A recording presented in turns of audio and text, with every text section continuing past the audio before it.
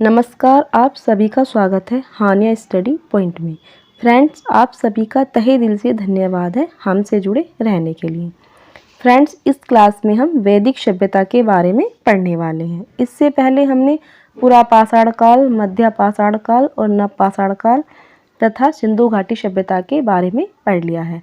ये हमारी तीसरी क्लास है। इस क्लास में हम वैदिक सभ्यता के बारे में जानने वाले हैं। तो आइए चलते हैं क्लास की तरफ। अगर आप चैनल पर नए हैं तो चैनल को सब्सक्राइब जरूर कीजिए। तो आइए देखते हैं वैदिक सभ्यता के बारे में। टॉपिक है वैदिक सभ्यता।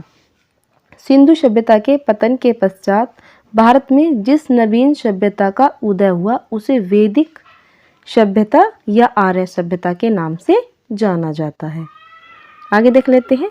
मैक्स मूलर ने आर्यों का मूल निवास स्थान मध्य एशिया को माना है। आर्य द्वारा निर्मित सभ्यता वैदिक सभ्यता कहलाती है। आर्यों द्वारा विकसित सभ्यता ग्रामीण सभ्यता थी। आर्यों की जो भाषा थी वो संस्कृत थी। याद रखना है, आर्यों की जो भाषा थी वो संस्कृत थी और आर्यों द्वारा विकसित सभ्यता को ग्रामीण सभ्यता कहते थे। आगे देख लेते हैं। आर्यों द्वारा खोजी गई धातु वो लोहा थी, जिसे श्याम अस्क कहा जाता था। तांबे को लोहित अस्क कहा जाता था। आर्यों ने सबसे पहले भारत में सप्त सिंधु या 7 नदियों द्वारा सिंचित प्रदेश आधुनिक पंजाब जो है में बस्तियां बनाई। वैदिक काल का विभाजन दो भागों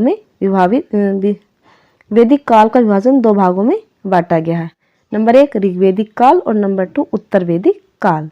आगे देख लेते हैं। आर्यों के आदि स्थल के संदर्भ में इतिहासकारों के मत के अनुसार आदि स्थल और एक तरफ है इतिहासकार। सप्त सैंधव प्रदेश ये कहा था डॉक्टर अविनाश चंद्र ने कहा था कि आर्य जो थे वो सप्त सैंधव प्रदेश से आए थे। ब्रह्मऋषि देश ये कहा था पंडित गंगानाथ झा ने कहा था कि ब्रह्मऋषि देश से आए हैं। आगे देख लेते हैं। नंबर 3 मध्य देश ये कहा था डॉक्टर राजवली पांडे ने कहा था कि जो आर्य थे वो मध्य देश से आए थे। एल डी कल्ला ने कहा था कि जो आर्य थे वो कश्मीर अथवा हिमालय प्रदेश से आए थे। डॉक्टर एस त्रिदेव ने कहा था देविका प्रदेश मुल्तान से आए हैं। बाल गंगाधर तिलक ने कहा था कि ये उत्तरी ध्रुव प्रदेश से आए हैं। प्रोफेसर गाइल्स ने कहा था हंगरी एवं डेन्यूब नदी घाटी यूरोप से आए हैं। आगे देख लेते हैं। दक्षिण रूस ये कहा था नेहरिंग एवं प्रोफेसर गार्डन चाइल्ड्स ने कहा था कि ये दक्षिण रूस से आए हैं। मध्य एशिया का पामीर क्षेत्र ये कहा था एडवर्ड मेयर, ओल्डेनबर्ग एवं कीथ ने। जर्मनी यूरोप से आए हैं ये कहा था पेनका एवं हर्ट ने। मध्य एशिया में बैक्टीरिया ये कहा था मैक्स मूलर और जेडी रीड ने। आर्य तिब्बत से आए हैं ये कहा था स्वामी दयानंद सरस्वती ने। आगे देख लेते हैं। ऋग्वैदिक काल में आर्य सभ्यता केवल पंजाब तथा सिंध क्षेत्रों में ही सीमित थी, जहां पंचजनों का निवास था। पंचजनों में पुरु, तुर्वर्स, यदु, अनु और दुर्या सम्मिलित थे। इसके अतिरिक्त एक और प्रमुख वर्ग था जो भरत कहलाता था। ऋग्वैदिक कालीन देवता देख लेते हैं। वैदिक देवता और एक तरफ है संबंध। इंद्र को माना जाता है ये युद्ध का नेता और वर्षा का देवता था। अग्नि को माना जाता है देवता व मनुष्य के बीच मध्यस्थ थे ये। वरुण को माना जाता है कि पृथ्वी एवं सूर्य के निर्माता। समुद्र का देवता, विश्व के नियामक एवं शासक, सत्य का प्रतीक, ऋतु परिवर्तन एवं दिन रात का कर्ता माना जाता है। धो को माना जाता है कि आकाश के देवता है, सबसे प्राचीन है। और सोम को माना जाता है कि ये वनस्पति देवता है। ये मोस्ट है, एक धो, इंद्र, अग्नि और सोम, ये मोस्ट है। उषा को माना जाता है प्रगति एवं उत्थान का देवता है। आश्विन को माना जाता है विपत्तियों को हरने वाला देवता। और पूषण को माना जाता है पशुओं का देवता, ये भी मोस्ट है। पूषण को माना जाता है पशुओं का देवता। विष्णु, विष्णु को माना जाता है विश्व के संरक्षक एवं पालनकर्ता। मरुत, मरुत को माना जाता है कि आंधी तूफान का देवता। यम, ये भी मोस्ट है, यम को माना जाता है कि मृत्यु के देवता। आगे देख लेते हैं। रुद्र, रुद्र को माना जाता है सदाचार, दुराचार, निरपेक्ष देवता। और ऋतु को माना जाता है कि प्राकृतिक संतुलन का देवता। आगे देख लेते हैं। उत्तर वैदिक कालीन संस्कृति का मुख्य केंद्र वर्तमान उत्तर प्रदेश था, जो उस समय मध्य देश कहलाता था। मध्य देश का विस्तार सरस्वती नदी से लेकर गंगा नदी के दोआब क्षेत्र तक था। आप देख लेते हैं ऋग्वैदिक कालीन नदियाँ। आधुनिक नाम और प्राचीन नाम। जो आधुनिक है काबुल, इसका प्राचीन नाम था कुंभा। खुर्रम, जो आधुनिक नाम है, इनका प्राचीन नाम था कुब्र। जो चिनाब है, इसका प्राचीन नाम था अस्तिनी।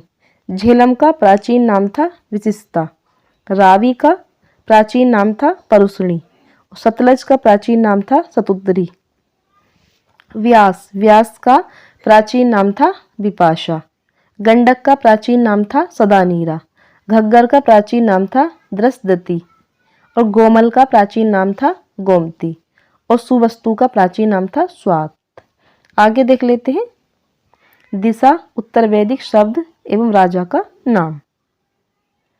दिशा, उत्तर वैदिक शब्द एवं राजा का नाम।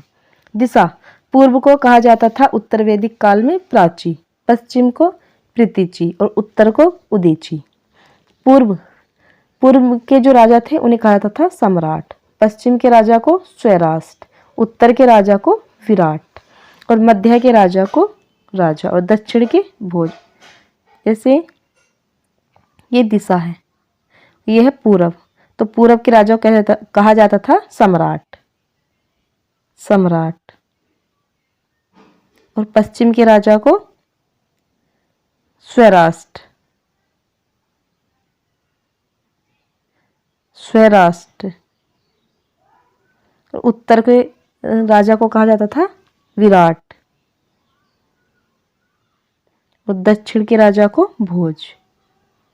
और जो बीच में थे मध्य में, उन्हें कहा जाता था राजा।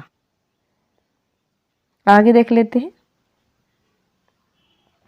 मध्य देश में कुरु और पांचाल जैसे विशाल राज्य थे। कुरु राज्य की राजधानी आसंदीवत थी तथा इस राज्य का विस्तार मेरठ, दिल्ली तथा थानेश्वर तक था। परीक्षित और जनमेजय कुरु राज्य के ही राजा थे। पांचाल राज्य की राजधानी कांपिल्य थी तथा इस राज्य का विस्तार बरेली, बदायूं, फर्रुखाबाद आदि क्षेत्रों तक था। मोस्ट है, देख लेते हैं। उपनिषदों की कुल संख्या 108 है। महापुराणों की कुल संख्या 18 है और वेदांग की कुल संख्या 6 है। आगे देख लेते हैं। कपिल को सांख्य दर्शन का प्रवर्तक माना जाता है। याद रखना है, कपिल के प्रवर्तक माना जाता है सांख्य दर्शन को। सांख्य दर्शन भारत के सभी दर्शनों में सबसे प्राचीन दर्शन माना जाता है। इस दर्शन के अनुसार मूल तत्व 25 है, जिनमें प्रकृति पहला तत्व है। पतंजलि को योग दर्शन का प्रवर्तक माना जाता है। गौतम को न्याय दर्शन का प्रवर्तक माना जाता है और जैमिनी को पूर्व मीमांसा दर्शन का प्रवर्तक माना जाता है और वद्रायण को उत्तर मीमांसा दर्शन का प्रवर्तक माना जाता है। कराद या उल्लूक को वैश्विक दर्शन का प्रवर्तक माना जाता है और चारवाक को चारवाक दर्शन का प्रवर्तक माना जाता है। सत्यमेव जयते मुंडकोपनिषद से लिया गया है। इस उपनिषद में यज्ञ की तुलना टूटी नाव से की गई है। याद रखना है, सत्यमेव जयते जो लिया गया है ये मुंडकोपनिषद से लिया गया है। आगे देख लेते हैं।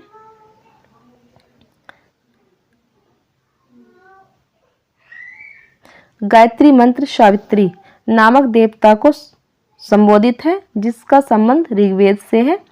भारद्वाज, याज्ञवल्क्य, वशिष्ठ, विश्वामित्र, वाल्मीकि आदि महान ऋषियों के तप स्थली कुरु पांचाल क्षेत्र ही रहे हैं। उत्तर वैदिक कालीन लाल मृद भांडों के अवशेष संपूर्ण उत्तर प्रदेश से प्राप्त हुए हैं। उत्तर वैदिक काल में हल को सिरा तथा हल रेखा को सीता कहा जाता था। याद रखना है, उत्तर वैदिक काल में हल को सिरा तथा हल रेखा को सीता कहा जाता था। उत्तर वैदिक काल में कौशाम्बी नगर में प्रथम बार पक्की ईंटों का प्रयोग किया गया था। गोत्र नामक संस्था का नाम उत्तर वैदिक काल में हुआ था। आगे देख लेते हैं। अब हमारा टॉपिक है महाकाव्य काल। इसके बारे में जान लेते हैं। उत्तर वैदिक काल के अंतिम चरण को महाकाव्य काल के नाम से जाना जाता है। महाकाव्य दो हैं, रामायण एवं महाभारत। ये महाकाव्य तत्कालीन इतिहास के मुख्य स्रोत हैं। रामायण की रचना महर्षि वाल्मीकि ने ब्रह्मव्रत विठुर कानपुर में की थी। रामायण की कथा कौशल अयोध्या राज्य के इक्ष्वाकु वंश से संबंधित है।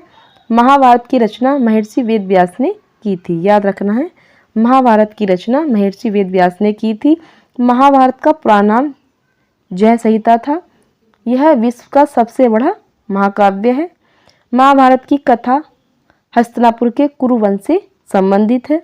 महाकाव्य काल तक आते आते आर्य सभ्यता वैदिक सभ्यता का प्रसार पूर्व की ओर अंग तक हो गया था। महाकाव्य काल के समय विशाल राज्यों में कुरु, पांचाल, कौशाम्बी, कौशल, काशी, विदेह, मगध, अंग आदि थे। नेक्स्ट हमारा टॉपिक होगा महाजनपद काल। अगर आप चैनल पर नए हैं तो चैनल को सब्सक्राइब जरूर कीजिए और वीडियो को लाइक और शेयर जरूर कीजिए। धन्यवाद।